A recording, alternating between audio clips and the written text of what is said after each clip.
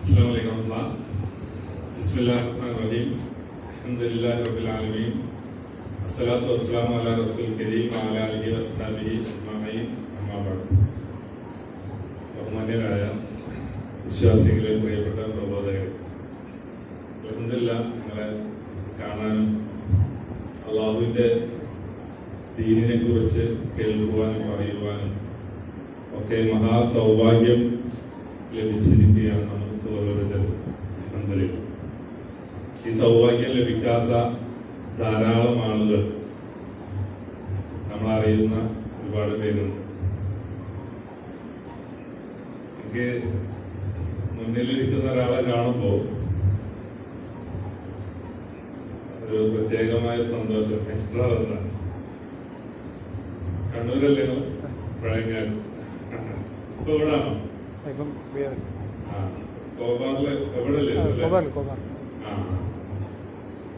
ഇദ്ദേഹവുമായി ബന്ധപ്പെട്ടിട്ടുള്ള ഒരു വിഷയമുണ്ട്. അത് പറഞ്ഞു തുടങ്ങാമെന്ന് തോന്നുന്നു. ഒരു സ്കൂൾ പ്രവർത്തനത്തിന്റെ ഭാഗമായിട്ട് നിങ്ങൾ മലയാളം ക്ലിയർ അല്ല എല്ലാവർക്കും. നിങ്ങളെ കുറിച്ച് അറിഞ്ഞത് മലയാളികളെക്കാൾ നല്ലോണം മലയാളം മനസ്സിലാകും. മലയാളത്തിൽ PhD എടുത്താണെന്നാണ്. എന്നാലും ചില പ്രാദേശിക കോഴിക്കോടൻ ഭാഷകൾ നിങ്ങൾക്ക് മനസ്സിലാവാതെ പോകണം എന്നാണ് ഞാൻ വിചാരിക്കുന്നത്. നമ്മള് ചില പണ്ഡിതന്മാർ പറയും, ക്ലാസ് എടുക്കുമ്പോൾ 100% മനസ്സിലാവരുത്, അതിനൊരു വില ഉണ്ടാവില്ല. കുറച്ച് സംഗതി മനസ്സിലാവാത്തത് ഉണ്ടാവണം. അപ്പോഴാണ് എന്ത് നടക്കുക? ചിന്ത നടക്കുക. അപ്പൊ ചിന്ത എപ്പോഴും പെന്തിക്കിട്ടിട്ട് വേണം കാര്യങ്ങൾ സംസാരിക്കാനാണ്. അപ്പൊ എനിക്ക് തോന്നുന്നത് നിങ്ങൾക്ക് മൊത്തത്തിൽ ചിന്തിക്കേണ്ടി വരുന്നതാണ് ഒരു കോഴിക്കോടൻ ഭാഷയിൽ. എന്നാലും നോക്കാല്ലേ നമുക്ക്. അപ്പൊ ഒരു സ്ക്വാഡ് വർക്ക് ദഅവത്തിന്റെ ഭാഗമായിട്ട് തന്റെ പ്രിയ ക്രിസ്ത്യാനിയായ ഒരു സുഹൃത്തിന് അദ്ദേഹം ഒരു CD നൽകുകയും ഒരു ക്രിസ്ത്യൻ മുസ്ലിം ഡിബേറ്റാണ് ഈ ചോപ്പൂത്ത് സംഘടിപ്പിച്ചത്. അപ്പൊ ആ CD ആണ് ദഅവത്തിന്റെ ഭാഗമായിട്ട് ഈ സഹോദരൻ എന്ത് ചെയ്യുന്നത് തന്റെ ക്രിസ്ത്യാനിയായ ഫ്രണ്ടിനോട്. പക്ഷെ ആൾക്കത് തീരെ താല്പര്യമില്ല, മുൻധാരണയും ഉണ്ട്. കാരണം ഇത് എന്തിനാണ് തരുന്നത്, എന്തിനെ കുറിച്ചാണ് തരുന്നത്, എന്താണ് ഇതിലൊക്കെ ഉണ്ടാവുക എന്നുള്ള മുൻധാരണയോട് കൂടിയിട്ടാണ് ആള് ഫ്രണ്ട് നിൽക്കുന്നത്. അതുകൊണ്ട് തന്നെ അത് വാങ്ങാൻ സന്നദ്ധ പ്രകടിപ്പിക്കുന്നില്ല. പക്ഷെ ഇദ്ദേഹം പ്രേരിപ്പിച്ച് നിർബന്ധിച്ച് ഫ്രണ്ട്ഷിപ്പിന്റെ അടിസ്ഥാനത്തിൽ അങ്ങനെ ആ CD വാങ്ങി അദ്ദേഹം തന്നെ പോയത് അദ്ദേഹത്തിന്റെ പെങ്ങളെ വീട്ടിലേക്കാണ്. ഈ ക്രിസ്ത്യൻ സുഹൃത്ത് അങ്ങനെ പെങ്ങളെ വീട്ടില് ഡൈനിങ് ടേബിളിന്റെ മുകളിലേക്ക് ആ CD ഇങ്ങനെ വലിച്ചെറിഞ്ഞിട്ട് പറഞ്ഞു, ഇത് തന്ന ആളെ അതൊക്കെ ഒരു മതഭ്രാന്ത് എന്നൊക്കെ ഒരു കമന്റ് അടിച്ചിട്ട് ആള് പെങ്ങളെ കണ്ട് പോയി. അങ്ങനെ ആ പെങ്ങൾക്ക് 2 മക്കളാണ്, ഒരു ആൺകുട്ടി ഒരു പെൺകുട്ടി. അപ്പൊ അവര് ഈ CD കണ്ടു. അപ്പൊ അങ്ങനെ 1, 2, 4 CD ആണ് അത്. 1, 2 കണ്ടപ്പോ ഈ ആങ്ങളും പെങ്ങളും സഹോദരി സഹോദരൻ ഭയങ്കര ചർച്ച, ക്രിസ്ത്യാനിറ്റിയെ കുറിച്ച് ഭയങ്കരമായ ചർച്ച. അപ്പൊ ഈ ചർച്ച കേട്ടപ്പോ അമ്മക്കൊരു പേടി. കാരണം സ്വന്തം വിശ്വാസത്തിന്റെ പോരായ്മകളെ കുറിച്ചൊക്കെ ഇങ്ങനെ ചർച്ച ചെയ്യുമ്പോഴേ അതിങ്ങനെ ഒരു ബേജാറുണ്ടല്ലോ, സ്വാഭാവികമായിട്ടും മക്കളല്ലേ. അതിന് CD ഇവിടെ ഇടരുതെന്നാണ്. അതിന് ഒരു എന്താ പറയുക നിരോധനം ഏർപ്പെടുത്തി. പക്ഷെ ഈ പെൺകുട്ടിക്ക് അതിയായ ആഗ്രഹം അതൊന്നും മുഴുവനായിട്ടൊന്ന് കാണണം ആ പ്രോഗ്രാം. അങ്ങനെ അച്ഛനും അമ്മയും ഈ സഹോദരനും ഇല്ലാത്ത സമയം നോക്കി ആ പ്രോഗ്രാം കംപ്ലീറ്റ് കണ്ടു. അപ്പൊ അവൾക്ക് ഒരുപാട് സംശയം സ്വന്തം വിശ്വാസത്തെ കുറിച്ച് അഥവാ ക്രിസ്ത്യാനിറ്റിയെ കുറിച്ച്. അങ്ങനെ ഞായറാഴ്ച ഇടവകയില് പള്ളിയിൽ പോകുന്ന സമയത്ത് അച്ഛനോട്, അവിടുത്തെ പള്ളിയിൽ ഇടവകയിൽ അച്ഛനോട് ഈ ഡൗട്ടൊക്കെ ചോദിച്ചപ്പോ അച്ഛൻ്റെ അടുത്ത് ഉത്തരം കിട്ടുന്നില്ല. അങ്ങനെ നിരാശയോടുകൂടി അവൾ വീട്ടിലേക്ക് മടങ്ങി. അങ്ങനെയാണ് കുടുംബം പോട്ടാ ധ്യാന കേന്ദ്രം തൃശ്ശൂർ ജില്ലയിൽ. തൃശ്ശൂരാരുണ്ട് അതിൽ മംഗലാപുരത്ത് തരാം. അപ്പൊ തൃശ്ശൂർ ജില്ലയില് ഒരു പോട്ടാ ധ്യാന കേന്ദ്രം ഉണ്ട്. അത് അവരുടെ ഒരു ആരാധന കേന്ദ്രമാണ് ക്രിസ്ത്യാനി. അപ്പൊ അവിടെ വലിയ വലിയ പണ്ഡിതന്മാര് ഉണ്ടാവും. ഇവിടെ ഒരു ലോക്കൽ ഇടവകയിലെ അച്ഛനല്ലേ, അപ്പൊ വലിയ പണ്ഡിതന്മാരൊക്കെ ഉണ്ടാവും. അതുകൊണ്ട് തന്നെ അവരോട് ചോദിക്കാം എന്റെ ഡൗട്ട് എന്ന് വിചാരിച്ചിട്ട് കുടുംബത്തോടൊപ്പം അവർ ധ്യാനത്തിന് പോയി. അങ്ങനെ അവിടെ ചെന്ന് അവളുടെ ഡൗട്ട് അച്ഛനോട് ചോദിച്ചു. അവിടുത്തെ കുറെ അച്ഛന്മാരോട് ചോദിച്ചപ്പോ ഇടവകയിലെ അച്ഛൻ്റെ അതേ മറുപടി തന്നെയാണ്. ചുരുക്കി പറഞ്ഞാൽ സംശയ നിവാരണം അവിടെ പെൻഡിങ് ആയി. അപ്പോ ഒരച്ഛൻ പറഞ്ഞു, ആ ഒരു റൂമിൽ ഒരു അച്ഛനുണ്ട്, അദ്ദേഹം നിങ്ങളെ സഹായിക്കുന്നതാണ്. ഞാൻ ആ റൂമിലേക്ക് പോയി അപ്പോൾ ആ അച്ഛൻ ചെയ്ത പണി എന്താ വെച്ചാൽ ഇസ്ലാമിനെതിരെയുള്ള ലഘുലേഖകള് പുസ്തകങ്ങള് ഒക്കെ ഈ പെൺകുട്ടിക്ക് കൊടുക്കുകയും അങ്ങനെ ഇസ്ലാമിൽ വളരെ മോശമായി സംസാരിക്കുന്നത്. പക്ഷെ കുട്ടിക്ക് ഇസ്ലാമിനെ കുറിച്ചൊന്നും അറിയേണ്ട ആവശ്യമില്ല, കാരണം ക്രിസ്ത്യാനിറ്റിയെ കുറിച്ചാണ് അവൾക്ക് അറിയേണ്ടത്. അങ്ങനെ അവൾ നിരാശയോട് കൂടി എന്ത് ചെയ്തു, തിരിച്ച് മടങ്ങി. അപ്പോഴാണ് അവർക്ക് തോന്നിയത് ഈ പ്രോഗ്രാമില് ബൈബിളിലെ ഓരോ അധ്യായവും നമ്പർ ഇങ്ങനെ പറയുന്നുണ്ടല്ലോ. മത്തായിയുടെ സുവിശേഷം 2-ാം അധ്യായം 81-ാമത്തെ വചനം, ലൂക്കോസിന്റെ സുവിശേഷം, അങ്ങനെ പറയുന്നുണ്ട്. അപ്പൊ ഒന്നുകൂടി ബൈബിള് വീട്ടിലുണ്ടല്ലോ, സ്വയം ഒന്ന് പരിശോധിച്ച് നോക്കാം. പക്ഷെ വീട്ടിൽ CD ഇടാൻ പറ്റുമോ? അമ്മന്റെ വിലക്കുണ്ട്.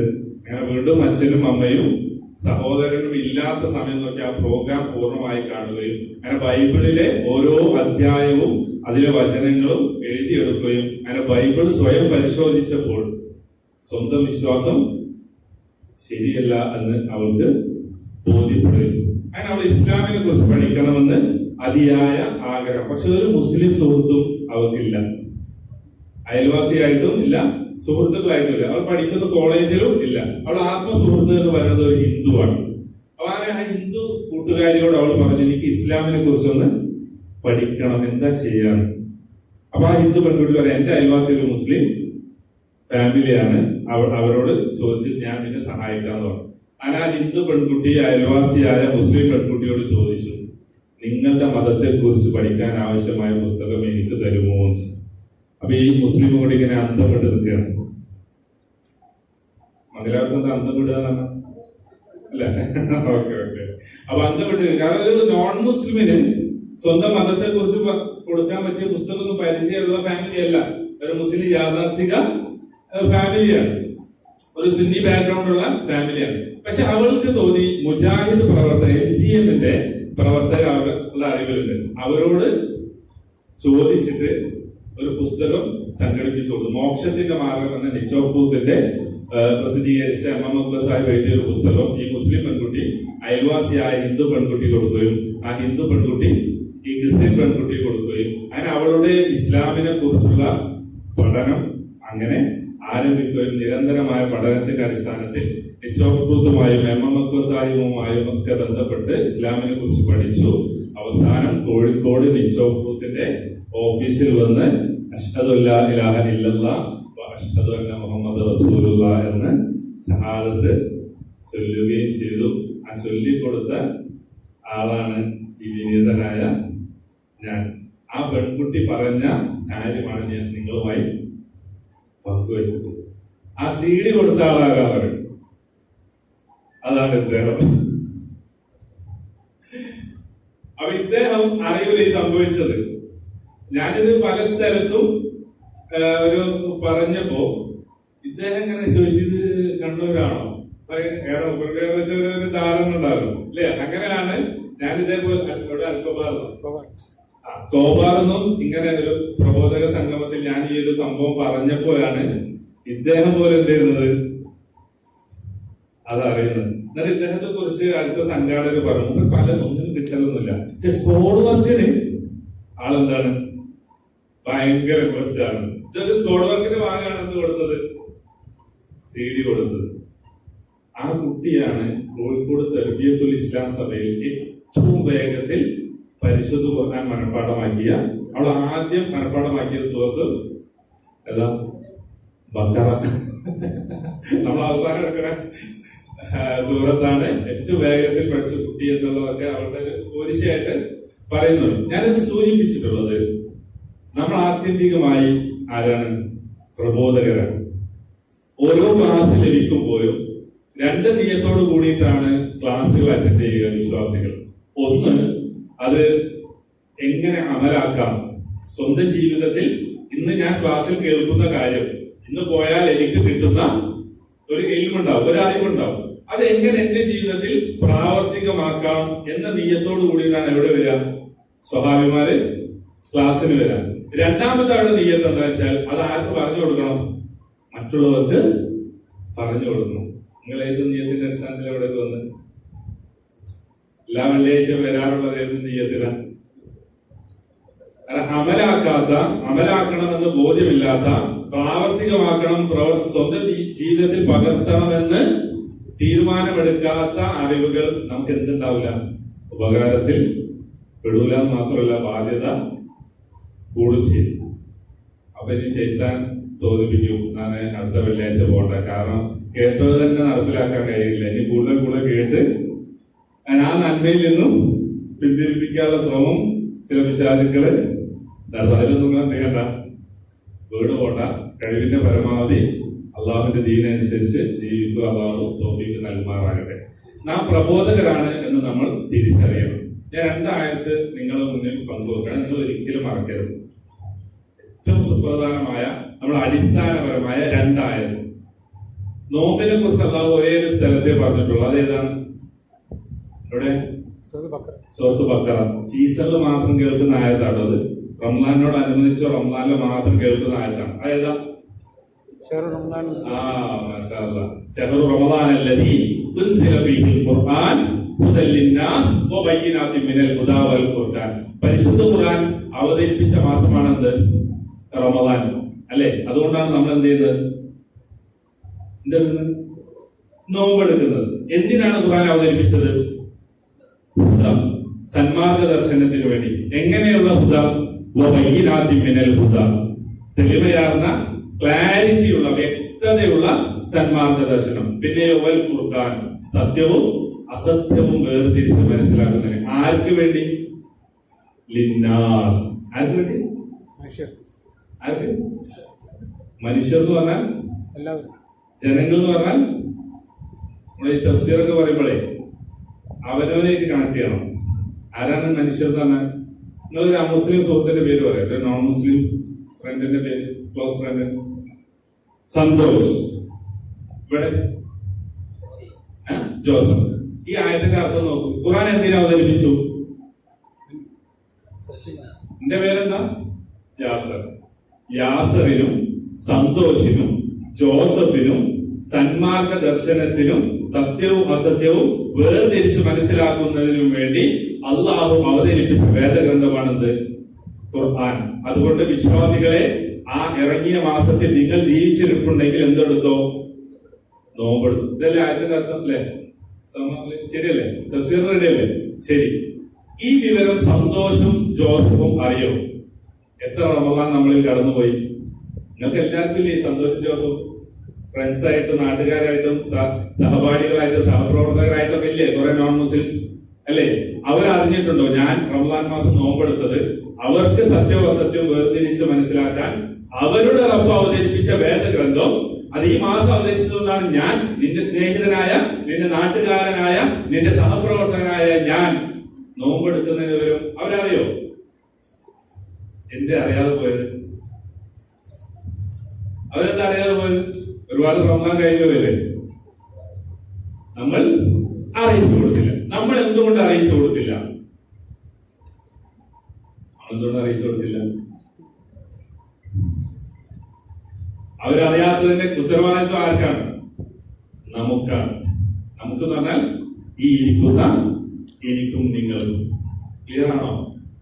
ആണോ? ശരി. നമ്മളെ കുറിച്ച് അല്ലാഹു സുബ്ഹാനഹു വ തആല പറയുന്ന ഒരു ആയത്തുണ്ട്. ഈ ഇരിക്കുന്ന, ഈ കസേരയിൽ ഇരിക്കുന്ന, സംസാരിക്കുന്ന എന്നെയും നിങ്ങളെ കുറിച്ച് പറയുന്ന ഒരു ആയത്ത്. ഏറ്റവും വലിയ അനുഗ്രഹം ഏതാ? നിങ്ങൾക്ക് നൽകപ്പെട്ട ഏറ്റവും വലിയ അനുഗ്രഹം ഏതാ? മുസ്ലിമായി ജനിച്ചു എന്നുള്ളത് എല്ലാവരും അങ്ങനെ തന്നെയല്ലേ? എല്ലാവരും എന്താണ്? ഫിത്രത്തോട് കൂടിയിട്ടാണ് ജനിക്കുന്നത്. ഹിദായത്ത് നമുക്ക് പരസ്പരം നൽകാനോ നേടിയെടുക്കാനോ ഒരു സംഘടനക്ക് കൊടുക്കാനോ ഭരണാധികാരികൾക്ക് നൽകാനോ സാധിക്കാത്ത അള്ളാഹുവിന്റെ ഏറ്റവും വലിയ അനുഗ്രഹമാണത് ഹിദായത്ത്. അത് ലഭിച്ചവരല്ലേ നമ്മൾ? ആണോ? അള്ളാഹുവിന്റെ ക്ലോസ് ഫ്രണ്ട് ആരാണ്? ചങ്കു ബ്രോ ആരാ? ആരാണ്? ഇബ്രാഹിം നബി അലൈഹി സ്വലാത്തു വസ്സലാം, ഖലീലുള്ള, അള്ളാഹുവിന്റെ ഒറ്റ ചങ്ങാതിയാണ്. ആ ഇബ്രാഹിം നബിയെ കുറിച്ച് അല്ലാഹു സുബ്ഹാനഹു വ തആല പറഞ്ഞത് ഉത്തരവാദിത്വമൊക്കെ പൂർത്തീകരിച്ച ഒരു വ്യക്തിയല്ല അദ്ദേഹം. ആരാണ്? ഒരു സമുദായമാണ്. അദ്ദേഹത്തിന് വേണ്ടി അള്ളാഹു പ്രകൃതി സംവിധാനങ്ങൾ പോലും മാറ്റിയിട്ടുണ്ട്. അഥവാ തീ ചൂടാണ്, ആ തീ എന്താക്കി മാറ്റി കൊടുത്തു? തണുപ്പാക്കി. ആർക്ക് വേണ്ടി? തന്റെ സ്വന്തം ചങ്ങാതിക്ക് വേണ്ടി അള്ളാഹു വ്യവസ്ഥയെ പോലും മാറ്റി മറിച്ചു കൊടുത്തു. ആ ഇബ്രാഹിം നബി അലൈഹി സ്വലാത്തു വസ്സലാമയുടെ ഉപ്പാക്ക് എന്ത് കൊടുത്തില്ല? ഹിദായത്ത് കൊടുത്തിട്ടില്ല എന്ന് മാത്രമല്ല, മരണാനന്തരം പരലോകത്ത് തന്റെ പിതാവിന് ലഭിക്കാൻ പോകുന്ന ശിക്ഷയെ കുറിച്ച് പോലും ഇബ്രാഹിം നബി അലൈഹി സ്വലാത്തു വസ്സലാമയോട് അള്ളാഹു പങ്കുവച്ചു. പക്ഷെ എന്നിട്ട് എന്ത് കൊടുത്തില്ല? ആഗ്രഹിച്ചു ഇബ്രാഹിം നബി, ആവശ്യപ്പെട്ടു, നൽകി ഉറപ്പ് ഇല്ല. അഷ്റഫുൽ ഖൽഖ് മുഹമ്മദ് മുസ്തഫ റസൂൽ കരീം സല്ലല്ലാഹു അലൈഹി വസല്ലമ ഏറ്റവും ഇഷ്ടപ്പെട്ട, ഒരുപാട് ആഗ്രഹിച്ച, മരണം വരെ ഹിദായത്തിലാകണമെന്ന് ആഗ്രഹിച്ച ആളാണ് ആര്? അബൂ ത്വാലിബ്, റസൂലുള്ളാഹി സ്വല്ലല്ലാഹു അലൈഹി വസല്ലമയുടെ മൂത്താപ്പ. റഹ്മത്തുൽ ലിൽ ആലമീനാണ് ആര്? റസൂല്, അന്തിമ പ്രവാചകനാണ്, അല്ലെ? അള്ളാഹുവിന് വേണ്ടി മാതൃകാ ജീവിതം നയിച്ച ആളാണ്. ആ റസൂലുള്ളാഹി സ്വല്ലല്ലാഹു അലൈഹി വസല്ലം ധാരാളമായി അള്ളാഹുവിനോട് ആവശ്യപ്പെട്ടു. ആരുടെ ഹിദായത്തിന് വേണ്ടി? മൂത്താപ്പയുടെ ഹിദായത്തിന് വേണ്ടി. അള്ളാഹ് കൊടുത്തോ? ഇല്ല, കൊടുത്തിട്ടില്ല എന്ന് മാത്രമല്ല, അള്ളാഹു സുബ്ഹാനഹു വ തആല ഒരു മറുപടി കൊടുത്തു. ഏതാണ് മറുപടി? എന്താ മറുപടി കൊടുത്തത്? ഇന്നക ലാ തഹ്ദീ മൻ അഹ്ബബ്ത വലാകിന്ന അല്ലാഹ യഹ്ദീ മൻ യശാ. താങ്കൾ ഉദ്ദേശിക്കുന്നവരെ അള്ളാഹു ഹിദായത്ത് കൊടുക്കില്ല. അള്ളാഹു ഉദ്ദേശിക്കുന്നവരെ എന്തേ ഉള്ളൂ? അള്ളാഹു ഹിദായത്ത് കൊടുക്കും. സഹോദരങ്ങളെ, ഇബ്രാഹിം നബി അലൈഹി സ്വലാത്തു വസ്സലാമയുടെ ഉപ്പാക്ക്, ലൂത്ത് നബി അലൈഹി സ്വലാത്തു വസ്സലാമയുടെ ഭാര്യക്ക്, നൂഹ് നബി അലൈഹി സ്വലാത്തു വസ്സലാമയുടെ മകൻക്കും ഭാര്യക്കും, ആസിയാബിയുടെ ഭർത്താവിനും, മുഹമ്മദ് നബി സല്ലല്ലാഹു അലൈഹി വസല്ലമയുടെ മൂത്താപ്പാക്കും ഒന്നും ലഭിക്കാത്ത ഹിദായത്താണ് ഈ റോളിൽ ഇരിക്കുന്ന എനിക്കും നിങ്ങൾക്കും എന്തേത്? ഇത് വലിപ്പം മനസ്സിലായി? എന്തിനാണ് ഇത് തന്നത്? അതാണ് ഏറ്റവും വേണ്ടപ്പെട്ട ആളുകൾക്ക് അള്ളാഹു ആവശ്യപ്പെട്ടിട്ടും കൊടുക്കാത്ത ഹിദായത്ത് എന്തിന് നമുക്ക് നൽകി? എന്തിനാ നൽകിയത്?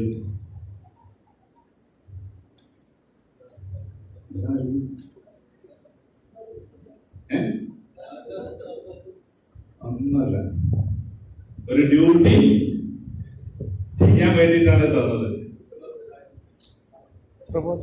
പരിശുദ്ധ ഖുർആനിലെ 3-ാം അധ്യായം സൂറത്ത് ആൽ ഇംറാനിലെ 110-ാമത്തെ വചനം, കുന്തും ഖൈറ ഉമ്മ. നമ്മൾ ആരാണ്? ഖൈറ ഉമ്മത്താണ്. അഥവാ അള്ളാഹു പ്രത്യേകമായി ഹിദായത്ത് നൽകി തെരഞ്ഞെടുത്ത ആളുകളാണ്. ആർക്ക് വേണ്ടി? ഉഖ്രിജത്തിൽ നാസ്. ആർക്ക് വേണ്ടി? ജനങ്ങൾക്ക് വേണ്ടി. ഖുർആൻ അവതരിപ്പിച്ചപ്പോൾ ആർക്ക് വേണ്ടി എന്ന് പറഞ്ഞു? ഹുദൽ ലിന്നാസ്, ജനങ്ങൾക്ക് വേണ്ടി. അള്ളാഹു നമ്മളെ ഹിദായത്ത് നൽകി തെരഞ്ഞെടുത്തു. ആർക്ക് വേണ്ടി? ഉഖ്രിജത് ലിന്നാസ്, ജനങ്ങൾക്ക് വേണ്ടി. ആ പ്രയോഗം ശ്രദ്ധിച്ചോ നിങ്ങൾ? രണ്ട് വശത്തും എന്തുണ്ട്? ജനങ്ങൾക്ക് വേണ്ടി എന്നുണ്ട്. എന്നിട്ട് ജനങ്ങളോട് നിങ്ങൾ എന്ത് ചെയ്യണം? തഅ്മുറൂന ബിൽ മഅറൂഫ് വ തൻഹൗന അനിൽ മുൻകർ. നിങ്ങൾ നന്മയെ കുറിച്ച് പറഞ്ഞു കൊടുക്കണം, തിന്മയെ കുറിച്ച് വിരോധിക്കണം. അതിനു വേണ്ടിയിട്ടാണ് അല്ലാഹു സുബ്ഹാനഹു വ തആല നമ്മൾ ആരാക്കി മാറ്റിയത്? ഖൈറു ഉമ്മത്തായി തെരഞ്ഞെടുത്തിട്ടുള്ളത്. ഡ്യൂട്ടി എന്താണെന്ന് മനസ്സിലായോ? മനസ്സിലായോ? എന്താ ഡ്യൂട്ടി?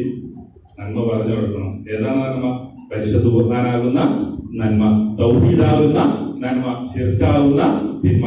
ഇത് പറഞ്ഞു കൊടുക്കുക എന്നുള്ള ഉത്തരവാദിത്തത്തോട് കൂടിയിട്ടാണ് അള്ളാഹു എന്ത് നൽകിയിട്ടുള്ളത്? നമുക്ക് ഹിദായത്ത് നൽകിയിട്ടുള്ളത്. എങ്കിൽ ആ ഡ്യൂട്ടി നമ്മൾ നിർവഹിക്കുന്നുണ്ടോ? ഉണ്ടോ? അത് നിർവഹിക്കാത്തത് കൊണ്ടല്ലേ ഞാൻ നേരത്തെ പറഞ്ഞ അമുസ്ലിം സഹോദരങ്ങൾ ഈ അജ്ഞതയിൽ നിലകൊള്ളാൻ കാരണം. നിങ്ങൾ എന്തിനാണ് നിർവഹിക്കാത്തത്? അതിന് SSLC പാസ്സാവണമെന്നില്ല, അറബി കോളേജിൽ പഠിക്കണമെന്നില്ല. ഉസ്താദിന്റെ ബിരുദത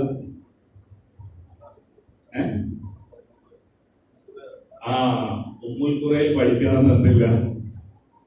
പ്രബോധകനാവാൻ പ്രായം മാനദണ്ഡമല്ല, സമ്പത്ത് മാനദണ്ഡമല്ല, ശക്തി മാനദണ്ഡമല്ല, സൗന്ദര്യം മാനദണ്ഡമല്ല, നാട് മാനദണ്ഡമല്ല, അറിവ് ഇന്ന യോഗ്യത എന്നൊന്നുമില്ല. ശ്രദ്ധിച്ചിട്ടുണ്ടോ? എല്ലാവരും, എല്ലാ വിശ്വാസികളും ആരാണ്? പ്രബോധകരാണ്. ഓക്കെ, നിസ്കാരം സമയം നിശ്ചയിച്ചിട്ടുണ്ട്, അതിന്റെ രൂപമുണ്ട്, ഭാവമുണ്ട്. നോമ്പിന് സമയമുണ്ട്, അല്ലെ? സകാത്തിന് അതിന്റെ വിഹിതം ഉണ്ട്. ഹജ്ജിന് സ്ഥലം നിർണയിച്ചിട്ടുണ്ട്, സമയം നിശ്ചയിച്ചിട്ടുണ്ട്. എങ്കിൽ ദഅവത്തിനോ സമയം നിശ്ചയിച്ചിട്ടുണ്ടോ? സ്ഥലം നിശ്ചയിച്ചിട്ടുണ്ടോ? അതിന്റെ രൂപം, ഭാവം ഇങ്ങനെ നിസ്കാരം പോലെ, നോമ്പ് പോലെ, സകാത്ത് പോലെ, ഹജ്ജ് പോലെ അതിന് രൂപമുണ്ടോ? ഉണ്ടോ? ഇല്ല. എങ്കിൽ ഏറ്റവും എളുപ്പത്തിൽ അള്ളാഹു ഏൽപ്പിച്ച ഡ്യൂട്ടി നമസ്കാരത്തെക്കാൾ, നോമ്പിനേക്കാൾ, സക്കാത്തിനേക്കാൾ, ഹജ്ജിനേക്കാൾ എളുപ്പത്തിൽ നിർവഹിക്കാവുന്നതും അതിനേക്കാൾ പ്രതിഫലം, ഈ പറഞ്ഞ 4 കാര്യങ്ങളെക്കാൾ പ്രതിഫല സാധ്യത ഉള്ളത് എന്തിനാ? ദഅവത്തിനാണ്. എന്തേ കാരണം? നമ്മൾ ജുമാ നമസ്കരിച്ചു, അവനവൻ നമസ്കരിച്ചതിന്റെ പ്രതിഫലം നമുക്ക് കിട്ടുള്ളൂ. എങ്കിൽ മറ്റൊരാൾ ജുമാ നമസ്കരിക്കാൻ കാരണം ഞാനാണെങ്കിൽ ആ വ്യക്തിയുടെ ജുമാ നമസ്കാരത്തിന് അള്ളാഹു നിശ്ചയിച്ച പ്രതിഫലം അതേ രൂപത്തിൽ ഒട്ടും കുറയാതെ ആർക്ക് കിട്ടും? എനിക്ക് കിട്ടും. ആ സാധ്യത ദഅവത്തിനേ ഉള്ളൂ. മനസ്സിലാവുണ്ടോ? മറ്റൊരാൾ നന്മ ചെയ്യണമെങ്കിൽ നമ്മൾ അതിന്റെ കാരണക്കാരാവണമെങ്കിൽ നമ്മൾ എന്ത് ചെയ്യണം? നന്മ കൽപ്പിക്കണം, തിന്മ വിരോധിക്കണം. നമ്മൾ ആണ് കാരണക്കാരെങ്കിൽ ആ അമലുകളുടെ എല്ലാം മറ്റുള്ളവരുടെ അമലിന്റെ പ്രതിഫലം ആർക്ക് കിട്ടും? നമുക്ക് കിട്ടും. ഓഫർ ഏതിനാ കൂടുതൽ? ഇതിനാണ്. പക്ഷെ നമ്മൾ കൂടുതൽ നിർവഹിക്കാത്തത് ഏതാ? സൗണ്ട് കേട്ടോ നിങ്ങൾ? സൗണ്ട് കേട്ടോ നിങ്ങൾ? ഇതൊരു വോയിസ് റേറ്റാണ്. വാട്സപ്പ് ഉപയോഗിച്ച പ്രവാചകന്റെ പേര് പറയാമല്ലോ മക്കളെ? വാട്സപ്പ് ഉപയോഗിച്ച പ്രവാചകൻ ഉണ്ടോ? കുറച്ച് ഓർമ്മണവരോടാ ചോദ്യം. കുറച്ച് അറിയാതെ ഉറങ്ങിപ്പോണവരുണ്ടല്ലോ, ഓരോടാണ് ചോദ്യം. ആരാണെന്ന് അവർക്കറിയാം. ശരി, തീരെ സംസാരശേഷി ഇല്ലാത്ത പ്രവാചകൻ, സംസാരിക്കാനേ കഴിയാത്ത ഒരു പ്രവാചകന്റെ പേര് അങ്ങനെ അന്തോട്ട് പറയും. മൂസ അലൈഹി സ്വലാത്തു വസ്സലാം. മൂസ അലൈഹി സ്വലാത്തു വസ്സലാം സംസാരശേഷി ഇല്ലാത്ത പ്രശ്നമുണ്ടോ? ഉണ്ട്. പോയിന്റ് ഒന്നും വരൂലെന്ന് മൂസ നബി പറഞ്ഞിട്ടുള്ളൂ. വിചാരിച്ച പോലെ സംസാരിക്കാൻ കഴിയില്ല എന്ന്. അതിനുള്ള പ്രാർത്ഥനയും പഠിപ്പിച്ചു കൊടുത്തിട്ടുണ്ട്. ഏതാ പ്രാർത്ഥന? അറിയാലോ നിങ്ങൾക്ക്. ശരി, സംസാരശേഷി ഇല്ലാത്ത പ്രവാചകൻ ഞാൻ വേണമെങ്കിൽ ചൂണ്ടിക്കാണിക്കാം. അപ്പൊ അഗതി ഓർക്കണ പോലെ ഞാൻ ചൂണ്ടിക്കാണിക്കാം. അതുപോലെ പറയുന്നു പറയാം. അതാണ് നല്ലേ. ഓക്കെ, അങ്ങനെ പ്രവാചകൻ ഉണ്ടോ? നിങ്ങൾ അറിവില്ലല്ലോ. വാട്സപ്പ് ഉപയോഗിച്ച പ്രവാചകൻ ഉണ്ടോ? ഞാൻ എന്തിനാ പറഞ്ഞതെന്ന് അറിയാം. പ്രവാചകന്മാർക്ക് ലഭിക്കാത്ത അനുഗ്രഹം ലഭിച്ചവരാണ് നമ്മൾ. അവർക്ക് അവരുടെ ദഅവത്താകുന്ന ഉത്തരവാദിത്വം നിർവഹിക്കണമെങ്കിൽ ആ വ്യക്തികളെ പോയി കാണണം. മനസ്സിലാവുണ്ടോ? അവരോട് നേരിട്ട് പോയി പറഞ്ഞാലേ ആശയപ്രബോധനം നടക്കുകയുള്ളൂ. നമുക്കോ ആലോചിച്ചു, നമ്മുടെ അയൽവാസിയോ കളിക്കൂട്ടുകാരെന്ന് ലണ്ടനിലാണെങ്കിൽ അമേരിക്കയിലാണെങ്കിൽ നമ്മൾ അവിടെ പോണോ? വേണോ? നിങ്ങളുടെ നാട്ടുകാർക്ക് ഇന്ന് ജീവിച്ചിരിക്കുന്ന നിങ്ങളുടെ അയൽവാസികളായ മുസ്ലിം സഹോദരങ്ങൾ, നിങ്ങൾ പലതും സംസാരിച്ചു, പല വിഷയങ്ങളും ചർച്ച ചെയ്തു, പല സഹായങ്ങൾ നിങ്ങൾ നൽകി. പക്ഷേ അവരുടെ മോക്ഷത്തിന്റെ മാർഗമായ പരിശുദ്ധ ഖുർആനിനെ, റസൂലുള്ളാഹി സ്വല്ലല്ലാഹു അലൈഹി വസല്ലമയെ, അവരുടെ റബ്ബായ അല്ലാഹുവിനെ കുറിച്ച് നിങ്ങൾ പറഞ്ഞു കൊടുത്തിട്ടില്ലെങ്കിൽ ഇന്ന് പറയാൻ നിങ്ങൾ തീരുമാനിച്ചാൽ നിങ്ങൾക്ക് അവിടെ പോണോ? ആവശ്യമില്ല. അത്രക്ക് പ്രവാചകന്മാർക്ക് ലഭിക്കാത്ത അനുഗ്രഹം പ്രബോധനത്തിന് ലഭിച്ച വിശ്വാസികളാണ് ആര്? എന്നിട്ട് നമ്മൾ നിർവഹിക്കോ? ഇത് കഴിഞ്ഞാൽ ഒരു വോയിസ് മെസ്സേജായി പോകണമെങ്കിൽ, ഒരു ഫോൺ കോൾ നിങ്ങളുടെ മുസ്ലിം സുഹൃത്തിനെ അള്ളാഹുവിനെ പരിചയപ്പെടുത്താൻ, തൗഹീദ് പറയാൻ വിളിക്കണമെങ്കിൽ നിങ്ങളുടെ ഡാറ്റ മതിയാവുകയില്ല. കാരണം എന്താ? ഇവിടത്തെ ഒരു ശക്തിക്കുറവുണ്ട്. റെഡിയാണോ വിളിക്കാൻ? പൈസയുടെ പ്രശ്നമാണ്. ഫുൾ റീചാർജ് ചെയ്ത് തരാനായി ST കോൾ. നിങ്ങളുടെ മുസ്ലിം സഹോദരങ്ങളെ നേരിട്ട് അള്ളാഹുവിനെ പരിചയപ്പെടുത്തി കൊടുക്കാൻ തയ്യാറാണോ? അങ്ങനെ അല്ലെങ്കിൽ പഠിച്ചവനെ ഇതുവരെ പോയതുപോലെ അങ്ങോട്ട് പോയ പോലെ വെറുതെ ആ ബന്ധത്തിനൊരു പ്രശ്നം ഉണ്ടാക്കണേ അല്ലെ? ഈ നാട് എന്ന് പറഞ്ഞപ്പോ പഴയ പോലെ അല്ല, ഭയങ്കര എന്നെക്കൊണ്ടൊരു പ്രശ്നം ഇതൊക്കെയല്ലേ. പിന്നെ ഞാൻ എന്തേ പറയാം, 2 ചോദ്യം ഇങ്ങോട്ട് വന്നാലോ ഖുർആനെ കുറിച്ച്, ഇസ്ലാമിനെ കുറിച്ച് അതൊക്കെ പറഞ്ഞു കൊടുക്കാൻ മാത്രം അറിവ് എനിക്കുണ്ടോ? വേണ്ട, വെറുതെ നിൽക്കണ്ട. ഇങ്ങനെ പല പല കാരണങ്ങൾ പറഞ്ഞുകൊണ്ട് അല്ലാഹു സുബ്ഹാനഹു വ തആല ഏറ്റവും ശ്രേഷ്ഠമായ അമൽ എന്ന് സൂചിപ്പിച്ച വമൻ അഹ്സനു ഖൗലൻ മിമ്മൻ ദആ ഇലല്ലാഹ്, അല്ലാഹുവിലേക്ക് ക്ഷണിക്കുന്നവനേക്കാൾ എന്ന് റബ്ബ് ശ്രേഷ്ഠത കൽപ്പിച്ച 1,00,000-ൽ പരം പ്രവാചകന്മാരെ അല്ലാഹു നിശ്ചയിച്ചത് എന്തിനു വേണ്ടിയിട്ടാണ്? ദഅവത്തിന് വേണ്ടിയിട്ടാണ്. നമുക്ക് ഹിദായത്ത് നൽകിയത് എന്തിനു വേണ്ടിയിട്ടാണ്? ദഅവത്തിന് വേണ്ടിയിട്ടാണ്. പക്ഷെ ആ ദഅവത്ത് നിർവഹിക്കാൻ ഒരു ചെലവുമില്ലാതെ തന്റെ ഫോണിൽ നിന്നും ഇന്ന് ഉച്ചയ്ക്കും രാത്രിയും നാളെയും ജോലിക്ക് ഒരു പ്രയാസമില്ലാതെ നിർവഹിക്കാൻ സാധിക്കുമെന്നിരിക്കെ പക്ഷേ ഒരു വോയിസ് പോകുന്നില്ല, ഒരു കോള് പോകുന്നില്ല, ഒരു മെസ്സേജ് പോകുന്നില്ല തന്റെ ആ മുസ്ലിം സുഹൃത്തുക്കൾക്ക്, നാട്ടുകാർ. ശരിയാണ് ഞാൻ പറഞ്ഞ? നമ്മുടെ മനസ്സിൽ തടസ്സങ്ങളില്ലേ? ഉണ്ടോ? അത് പറയും ഉണ്ടാവില്ലേ? ഉണ്ടാവില്ലേ? ഇവിടെ കേൾക്കുന്നില്ല ഞാൻ പറഞ്ഞത്. ഇവരാരെ വിളിച്ചത് നിങ്ങൾ ആലോചിക്കുന്നത് ഇതുവരെ തടിക്ക് പിടിക്കാത്ത ക്ലാസ്സിൽ ഇങ്ങനെ പോകും. ഇതൊരു സ്റ്റെക്ക് ആവണ ആകെ ഒരു സഹോദരങ്ങളെ, ഇത് പ്രതിസന്ധിയാണ്. നമ്മൾ ഒരുമിച്ചാണ് സംഘടിപ്പിക്കുന്നത്, നമ്മൾ ഒരുമിച്ചാണ് കുടുംബമായിട്ടാണ് ജീവിക്കുന്നത്. പക്ഷെ നമ്മൾ മരിക്കുന്നതോടുകൂടി ഒറ്റക്കാണ്. നമുക്കിപ്പോ എത്ര ജീവനുണ്ട് ഇവിടെ? സിംഗിൾ ആയിട്ടല്ലേ ജീവൻ തന്നത്? ഹിദായത്ത് തന്നതോ ഭാര്യക്കും മക്കൾക്ക് ഒന്നിച്ചാണ്? ഓരോരുത്തർക്കുമാണ്. നമ്മൾ ഒരുമിച്ച് ചെയ്ത അമല് പോലും പരലോകത്ത് നാളെ റബ്ബ് ചോദിക്കുമ്പോ ഒറ്റക്കാണ് മറുപടി പറയേണ്ടത്. മനസ്സിലാവുണ്ടോ? ഒറ്റക്കാണ്, തനിച്ചാണ് എന്ത് റബ്ബിനോട് ഉത്തരം പറയേണ്ടത്. ഞാനും എന്റെ വൈഫും ചേർന്ന് ചെയ്തൊരു അമലാണെങ്കിൽ പോലും ചോദ്യം ഒറ്റക്ക് മറുപടി പറയണം. ക്ലിയർ അല്ലേ? എല്ലാം അങ്ങനെ തന്നെയല്ലേ? നമ്മൾ ജമാഅത്തായിട്ടാണ് നമസ്കരിച്ചിട്ടുള്ളത്, പക്ഷെ അതിനെ കുറിച്ചുള്ള ചോദ്യം എങ്ങനെയാ? ആ ജമാഅത്തിൽ ഒന്നിച്ചാണോ? അല്ല, ഒറ്റക്കാണ്. അപ്പൊ ഈ ബോധ്യം ഉണ്ടാവണം. ഒറ്റക്കാണ്, തനിച്ചാണ്. നമുക്ക് ഓരോരുത്തർക്കുമാണ് റബ്ബ് സുബ്ഹാനഹു വ തആല എന്ത് നൽകിയത്? അല്ലദീ ഖലഖൽ മൗത വൽ ഹയാത ലിയബ്ലുവകും അയ്യുകും അഹ്സനു അമല. പരിശുദ്ധ ഖുർആനിലെ 67-ാം അധ്യായം സൂറത്തുൽ മുൽക്കിന്റെ 2-ാമത്തെ വചനം അല്ലാഹു പറയുന്നു, മരണവും ജീവിതവും ആർക്ക് നൽകിയത്? നമുക്ക് എന്നുള്ളത് നമ്മൾ മാറ്റാൻ. ആർക്ക്? എനിക്ക്. മനസ്സിലാവണോ? എനിക്ക് നൽകിയത് എന്തിനാണ്?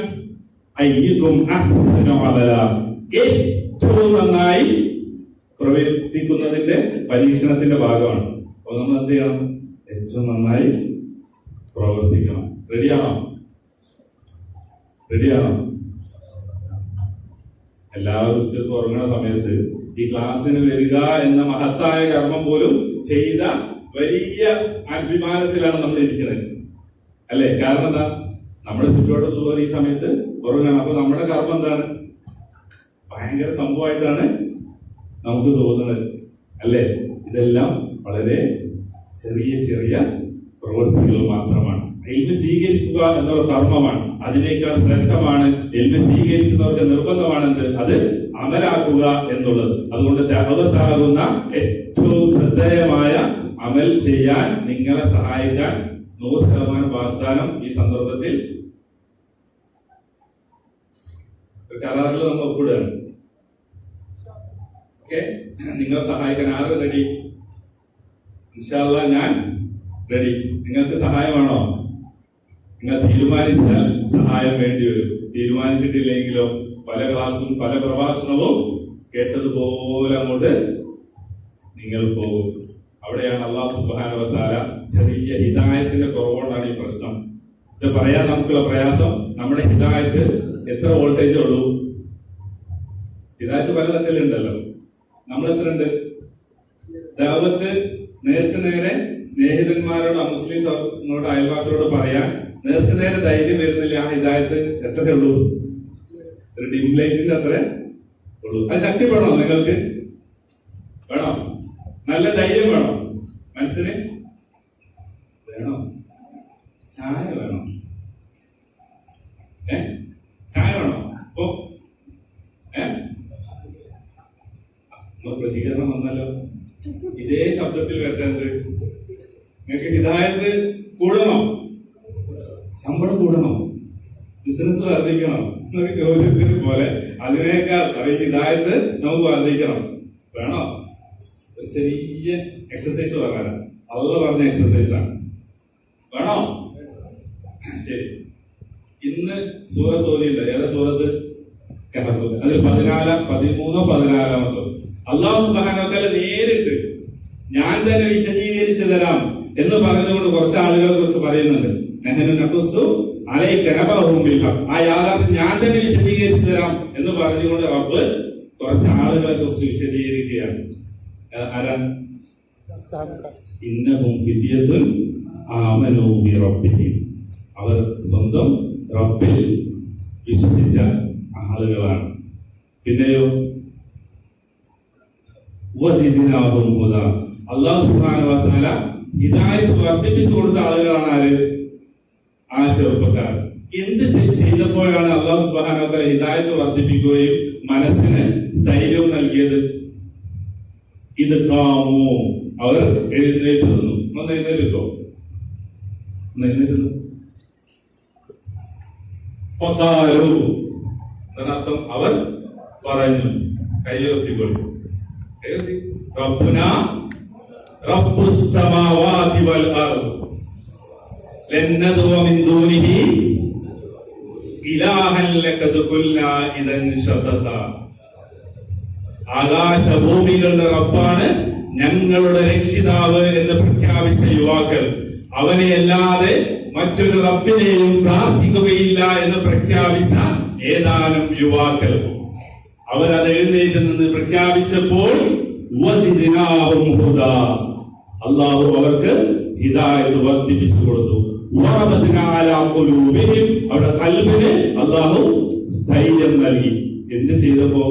അവർ എഴുന്നേറ്റ് നിന്ന് തൗഹീദ് പറഞ്ഞപ്പോൾ. മനസ്സിലാവുണ്ടോ? ക്ലിയർ ആവുണ്ടോ? എഴുന്നേറ്റ് നിൽക്കുക എന്നുള്ളത് സ്വയം സന്നദ്ധമാവുക എന്നതിന്റെ പ്രതീകമാണ്. പിന്നെയോ ഇത് കാമു ഫഖാലു, അവർ പറയുകയാണ് ചെയ്തിട്ടുള്ളത്. ദഅവത്തിന്റെ ഒന്നാമത്തെ രീതി എന്നുള്ളത് ഖൗലാണ്. വമൻ അഹ്സനു ഖൗലൻ മിമ്മൻ ദആ ഇലല്ലാഹ്. ലഘുലേഖ കൊടുക്കലും പ്രോഗ്രാം സംഘടിപ്പിക്കലും ഖുർആൻ പരിഭാഷ കൊടുക്കലും എല്ലാം പ്രബോധനത്തിന്റെ ഭാഗമാണ്. പക്ഷേ ഏറ്റവും അഹ്സനായ രീതി ഏതാണ്? ഖൗലാണ്, നേർക്കുനേരെ പറയലാണ്. അതിൽ ഒന്നാമതായി പരമപ്രധാനമായ സന്ദേശം ഏതാണ്? തൗഹീദാണ്, റബ്ബിനെ പരിചയപ്പെടുത്തലാണ്. മനസ്സിലായോ? അത് പരിചയപ്പെടുത്താൻ തുടങ്ങിയപ്പോ എന്ത് കിട്ടി? ഹിദായത്ത് ഇങ്ങനെ വർദ്ധിച്ചു, കൽബിന് നല്ല.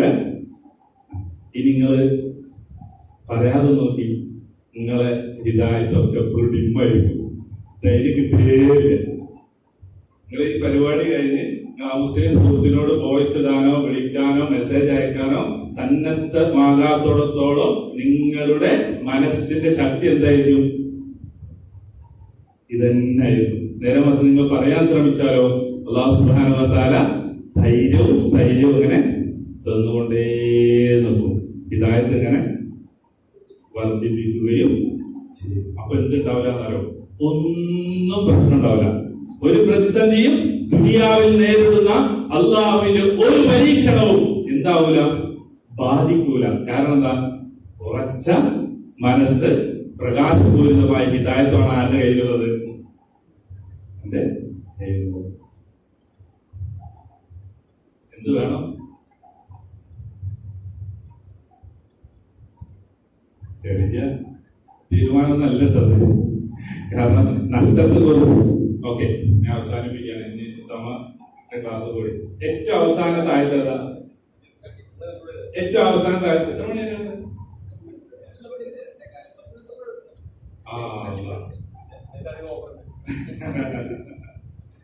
ഏറ്റവും അവസാനത്തെ ആയത്ത് ഏതാ? പരിശുദ്ധ ഖുർആനിൽ നമ്മള് ഈ ശബ്ദം തീർക്കുമ്പോ ഏറ്റവും അവസാനത്ത് ആയത്ത് ചോദിച്ചാൽ സൂറത്തിന്റെ പേര് പറയാം. ഇത് മംഗലാപുരത്ത് എങ്ങനെ? ഏതാണ് ആയത്ത്? മിനൽ ജിന്നതി വന്നാസ്. അതൊരു പ്രാർത്ഥനയാണ്, ഒരു രക്ഷാമന്ത്രമാണ്. അള്ളാഹുവിനോടുള്ള തേട്ടത്തോട് കൂടിയിട്ടാണ് അത് അവസാനിക്കുന്നത്. ജിന്നുവർഗത്തിൽപ്പെട്ട മനുഷ്യവർഗത്തിൽപ്പെട്ട പിശാചിൽ നിന്നോ ആരോട് ശരണം തേടുന്നു? അള്ളാഹുവിനോട്. മിനൽ ജിന്നതി വന്നാസ്. ഞാനിതാ സൂചിപ്പിച്ച ആ ദഅവത്ത് നിങ്ങൾ ചെയ്യാൻ തീരുമാനിച്ചാൽ അവിടെ നിങ്ങളുടെ മനസ്സിന് പല പല കാരണങ്ങളും പറഞ്ഞുകൊണ്ട് ആ പ്രധാനപ്പെട്ട ദഅവ പ്രവർത്തനം ചെയ്യണ്ട ചെയ്യണ്ട ചെയ്യണ്ട എന്ന് നിങ്ങളുടെ മനസ്സിനെ ആര് മന്ത്രിക്കും? ജിന്ന് വർഗത്തിൽപ്പെട്ട ശൈത്താൻ. മനസ്സിലാവുണ്ടോ? അതുകൊണ്ട് അല്ലാഹു സുബ്ഹാനഹു വ തആല പറഞ്ഞു, അവനോടുള്ള സമീപനം എന്താ? നിങ്ങളുടെ ആ നന്മയെ നിങ്ങളെ പിന്തിരിപ്പിക്കുന്നത് ശൈത്താൻ വസ്വാസ് ഉണ്ടാക്കുന്നതുകൊണ്ടാണ്. നിങ്ങളത് തീരുമാനിക്കുന്നു കഴിഞ്ഞാൽ ശൈത്താൻ ബൈ ബൈ. അവൻ പറഞ്ഞ പേര് തന്നെ ചെയ്യോ? ദൈവത്ത് ചെയ്യാതെക്കോ? വോയിസ് ഇടാതെക്കോ? വിളിക്കാതെക്കോ? ശൈത്താൻ തോന്നിപ്പിക്കും എന്നല്ല പറഞ്ഞിരിക്കണം. അപ്പോഴാണെന്ത് അങ്ങനെ കൂട്ടം കൂടി നിങ്ങൾ എന്തായാലും പഠിച്ചവനെ ഇതുവരെ ഇതിന് ഗൗരവം മനസ്സിലായിട്ടില്ല, റമദാൻ ഒരുപാട് കഴിഞ്ഞു പോയി, പക്ഷെ ഇതുപോലെ ഖുർആനിനെ ഞാൻ ഇതുവരെ എന്റെ നാട്ടിൽ എന്റെ അയൽവാസിയോട് കൂട്ടുകാരോട് പരിചയപ്പെടുത്തിയിട്ടില്ല. അതിന് അല്ലാഹു എന്നെയാണ് ഏൽപ്പിച്ചിട്ടുള്ളത്. അതുകൊണ്ട് ഞാൻ ആ ഉത്തരവാദിത്വം നിർവഹിക്കാൻ പോവാണെന്ന് പറയുമ്പോ നമ്മളുടെ റൂമിലുള്ള ആൾ, കൂട്ടുകാരായ ആൾ, ബന്ധത്തിലുള്ള ആൾ പറയും മോനെ അതിന് നിൽക്കണ്ട. മനസ്സിലാവുണ്ടോ? വെറുതെ പ്രശ്നം ഉണ്ടാക്കാൻ നിൽക്കണ്ട കേട്ടോ എന്ന് പറഞ്ഞ് നമ്മൾ എന്ത് ചെയ്യും? പിന്തിരിപ്പിക്കും. ആര്? മനുഷ്യവർഗത്തിൽപ്പെട്ട. അപ്പൊ ഈ രണ്ട് ശൈത്താന്മാരിൽ നിന്നും എന്ത് ചെയ്യണം? മനസ്സിലായോ? അപ്പൊ നിങ്ങൾക്ക് മനസ്സിലാവും ആരാണ് മനുഷ്യവർഗത്തിലുള്ള ശൈത്താൻ. നിങ്ങൾ നന്മ ചെയ്യാൻ തീരുമാനിച്ചാൽ ആ നന്മയിൽ നിന്ന് നിങ്ങളെ പിന്തിരിപ്പിക്കുന്നവരാണ് ആര്? മനുഷ്യവർഗത്തിൽപ്പെട്ട. പിന്നെ നീ ഭാര്യയോ അല്ലെങ്കിൽ മക്കളോ വാപ്പ ആരെങ്കിലും ചെയ്യണ്ടെന്ന് നിனைക്കണമെങ്കിൽ അതൊന്നുമില്ലാതെ ശൈത്താൻ മജീന്ന് മൊത്തം ഓതരുത്തിട്ടാ. മനുഷ്യവർഗത്തിൽപ്പെട്ട പിശാചാണെങ്കിൽ ഒന്നും ചെയ്യരുത്, പറയരുത്. മറിച്ച് നസീഹത്തോടു കൂടി നന്മയിൽ നമ്മൾ മുന്നേറുകയും അവരെയും കൂടി നമ്മൾ ആ നന്മയിലേക്ക് കൊണ്ടുവരികയും വേണം. ഈ ക്ലാസ്സിലേക്ക് സ്വന്തം കുടുംബക്കാർ എത്ര പേരുണ്ട്? ഇവിടെ താമസിക്കുന്നവര് എത്ര പേരുണ്ട്? റിയാദിലെ കുടുംബമായിട്ട് എന്തേ നിങ്ങൾ അവരെ ഈ ക്ലാസ്സിലേക്ക് കൊണ്ടതില്ല? പെണ്ണുങ്ങൾക്കില്ല അല്ലെ? അല്ലാതെ അല്ലെങ്കിൽ കൊണ്ടുവരില്ലോ അല്ലെ? ഇത് ചെയ്യുന്നവരെ കുറിച്ചല്ല ഞാൻ പറഞ്ഞത്. ഇത് എന്തിനാ പറഞ്ഞാലോ? അല്ലാഹു സുബ്ഹാനഹു വ തആല പറഞ്ഞത് ഒറ്റയ്ക്ക് പറഞ്ഞു, യാ അയ്യുഹല്ലദീന ആമനു ഖൂ അൻഫുസകും വഅഹ്ലീകും നാർ. അല്ലാഹു എന്താ പറഞ്ഞത്? സ്വന്തത്തെ എന്ത് ചെയ്തോ? രക്ഷപ്പെടുത്തിക്കോ. ശരി, നമ്മുടെ മാതൃകാരാ? നിന്റെ മാതൃകാരാ? നിന്റെ മാതൃകാരാണ് ഞാൻ തന്നെ. നിങ്ങൾക്ക് സ്വന്തത്തോടെ ബഹുമാനം ഉണ്ടോ?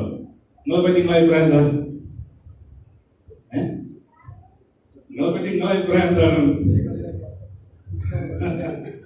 അത് പെർഫെക്റ്റ് ആകണം. മനസ്സിലായോ? അവനെ കുറിച്ച് അറിയുന്നവൻ ആരാണ്?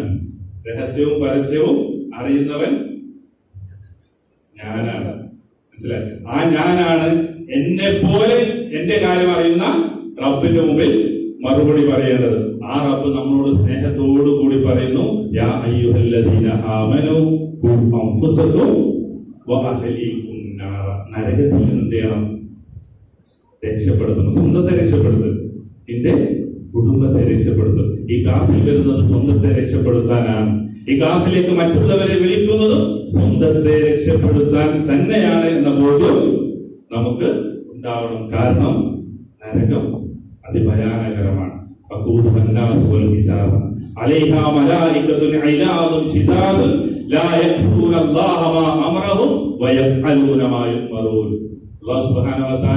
നരകവും കല്ലും മനുഷ്യരും കത്തിക്കപ്പെടുന്ന ആ നരകത്തിൽ നിന്നും അതിന്റെ കാവൽക്കാരോ ഒരു കൈക്കൂലി കൊടുത്തിട്ടും സ്വാധീനിക്കാൻ പറ്റാത്ത ശക്തന്മാരായ മല്ലന്മാരായ അല്ലാഹു സുബ്ഹാനഹു വ തആല എന്താണോ കൽപ്പിച്ചത് അത് അക്ഷരപ്രതി അനുസരിക്കുന്ന ആ മലക്കുകളാണ് ആ നരകത്തിന്റെ കാവൽക്കാർ. അങ്ങനെയുള്ള ആ നരകത്തിൽ നിന്നും യാസറെ നീ നിന്നെ രക്ഷപ്പെടുത്ത്, നിന്റെ കുടുംബത്തെ രക്ഷപ്പെടുത്ത് എന്നാണ് പരിശുദ്ധ ഖുർആനിലെ 66-ാം അധ്യായം സൂറത്തു തഹ്രീമിന്റെ 6-ാമത്തെ വചനത്തിലൂടെ പറയും. സഹോദരങ്ങളെ, ഏറ്റവും വലിയ അനുഗ്രഹമായ ഹിദായത്ത് ലഭിച്ച ആളുകളാണ് നിങ്ങൾ. ഒരു ദിവസം അർദ്ധരാത്രി 2:30 മണിക്ക് നിച്ചോഫൂത്തിന്റെ നമ്പറിലേക്ക് ഇസ്ലാം സ്വീകരിച്ച ഒരു യുവതി വിളിക്കുകയുണ്ടായി. ബാത്റൂമിൽ വെച്ച് നമസ്കരിക്കാൻ പറ്റുമോ എന്നാണ് അവളുടെ സംശയം. എന്താ ഉത്തരം? പറ്റുമോ? ബാത്റൂമിൽ വെച്ച് നമസ്കരിക്കാൻ പറ്റുമോ? നമുക്കറിയാം ഉത്തരം ഒറ്റയടിക്ക് അല്ലെ? നോർമലി പറ്റുകയില്ല. പക്ഷെ രാത്രി 2:30 മണിക്ക് ആ സഹോദരി വിളിക്കുകയാണ്. എന്താണെന്നറിയോ? അന്നേ ദിവസം അവളുടെ കോളേജിലേക്ക് അവളുടെ മാതാപിതാക്കൾ വന്നു. എന്തിനാ വന്നെന്നറിയോ? അവൾ നമസ്കരിക്കുന്ന വിവരം വീട്ടുകാരെ അറിയിച്ചു, അവളുടെ കൂട്ടുകാരികൾ. അതറിഞ്ഞ ഉടനെ അവർ കുതിച്ചെത്തി കോളേജ്. എന്നിട്ട് അവളോട് ചോദിച്ചു, നീ നമസ്കരിക്കുന്നുണ്ടോ, നീ മുസ്ലിം ആയിട്ടുണ്ടോ? അവൾ പറഞ്ഞു, അതെ ഞാൻ നമസ്കരിക്കുന്നുണ്ട്, ഇസ്ലാം സ്വീകരിച്ചിട്ടുണ്ട്. അതറിഞ്ഞ ഉടൻ അച്ഛൻ പറഞ്ഞു, നീ നിന്റെ പഠിത്തമെല്ലാം മതിയാക്കിക്കോ, നിന്റെ വീട്ടിലേക്ക് കൊണ്ടുപോവുകയാണ്. അച്ഛൻ പറഞ്ഞാൽ പറഞ്ഞത് ചെയ്യുന്നതാണ് എന്ന് അവൾക്ക് ബോധ്യമുണ്ട്. വീട്ടിലെത്തിയാൽ ഒരു നിമിഷം പോലും മുസ്ലിമായി ജീവിക്കുവാൻ തനിക്ക് സാധിക്കുകയില്ല എന്ന ബോധ്യത്തിന്റെ അടിസ്ഥാനത്തിൽ അവൾ അച്ഛനോടും അമ്മയോട് പറഞ്ഞു, നിങ്ങൾ ധൈര്യമായിട്ട് പോയിക്കോളൂ, ഞാൻ ഇനി എന്ത് ചെയ്യില്ല, നിസ്കരിക്കുകയില്ല, മുസ്ലിമായി ജീവിക്കുകയില്ല, ഞാൻ പഴയതുപോലെ നിങ്ങൾ മോളായിട്ട് ഉണ്ടാകും. ആ വാക്കിന്റെ ഉറപ്പിന്മേൽ അച്ഛനും അമ്മയും തിരിച്ച് നാട്ടിലേക്ക് യാത്ര തിരിക്കുകയാണ്. പക്ഷേ യാത്ര തിരിക്കുന്നതിന് മുമ്പ് അവളുടെ കൂട്ടുകാരികളെയും കോളേജ് പ്രിൻസിപ്പളിനെയും അച്ഛൻ ഏർപ്പാടാക്കി. എന്തിന്? ഇനി നമസ്കരിക്കുന്നത് കണ്ടാൽ വിളിച്ചറിയിക്കണമെന്ന് പറഞ്ഞിട്ടാണ് അവർ പോയത്. ആ ദിവസം രാത്രി അവൾ പഠിച്ചിട്ടുണ്ട്, ഒരു പ്രതികൂലമായ സാഹചര്യത്തിലും ഒഴിവാക്കാൻ പാടില്ലാത്ത കർമ്മമാണെന്ത്? നമസ്കാരം. അവൾ ആ സുബഹി മാത്രമേ നമസ്കരിച്ചിട്ടുള്ളൂ. ളുഹറില്ല, അസ്റില്ല, മഗ്രിബില്ല, ഇശാ ഇല്ല. എന്ത് ചെയ്യും? തന്റെ ഹോസ്റ്റൽ റൂമിലുള്ള സഹപാഠികളെയാണ് അച്ഛൻ എന്ത് ഏൽപ്പിച്ചിട്ടുള്ളത്? നമസ്കരിക്കുന്നുണ്ടെങ്കിൽ വിളിച്ചറിയിക്കണം എന്ന് ഏൽപ്പിച്ചിട്ടുള്ളത്. അവിടെ വെച്ച് നമസ്കരിച്ചാൽ പിന്നീട് എന്ത് സംഭവിക്കുമെന്നുള്ള കാര്യത്തിലും അവൾക്ക് നിശ്ചയമുണ്ട്. അപ്പോൾ അവരാരും കാണാതെ ആ റബ്ബ് നിർബന്ധമാക്കിയ ആ ഇബാദത്ത് നിർവഹിക്കുവാൻ അവരുടെ മുന്നിലുള്ള ഒരേ ഒരു സ്ഥലം ഏതാണ്? ബാത്റൂമാണ്. സഹോദരങ്ങളെ, നമ്മൾ ആലോചിച്ചു, നമുക്ക് എത്രമാത്രം അനുഗ്രഹമാണ്, അനുകൂലമായ സാഹചര്യമാണ്.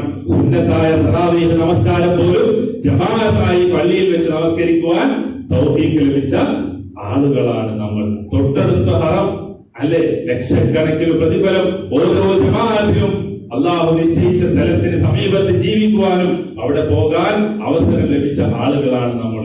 ഇങ്ങനെ ഒരുപാട് മുസ്ലിം സഹോദരങ്ങൾ, ഇസ്ലാം സ്വീകരിച്ച സഹോദരി സഹോദരങ്ങൾ അള്ളാഹുവിന്റെ ദീനനുസരിച്ച് ജീവിക്കാൻ സാധിക്കാതെ പ്രയാസപ്പെടുന്നുണ്ട് ഇന്നും.